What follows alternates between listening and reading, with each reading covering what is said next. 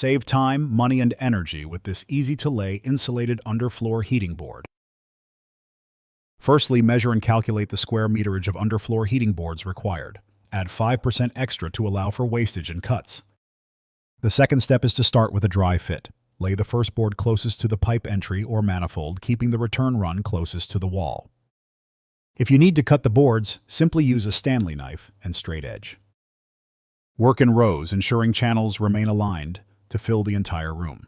Take care of walking on the boards while fitting, not to damage them using soft shoes or knee pads. Once you reach the opposing wall, be sure to rotate the board to retain a channel around the outer perimeter. You will need this later for your return pipework. Step 3 is to fix the boards down securely to the subfloor. For solid concrete floors or screed, bond the boards directly with a flexible tile adhesive. For timber subfloors, boards must be fixed securely with screws and washers. We recommend 15 per board spread evenly. Then you can begin to plan and arrange your pipework. Start at the manifold end, ensuring sufficient length to plumb directly. Arrange the pipework in full runs up and down the room until complete, ensuring to firmly insert the pipe into the channels.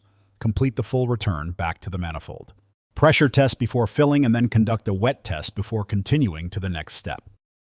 Now it's time for the finished floor. For tiled finishes, you can tile directly to the cement top face using a flexible tile adhesive. Ensure the adhesive is one suitable for heated floor systems. For hardwood flooring such as laminate, LVT, and SPC, you can directly lay onto the underfloor heating boards using adhesive if recommended for the chosen flooring system. For soft floor finishes such as vinyl and carpet, a screed will need to be laid firstly to ensure a hard subfloor.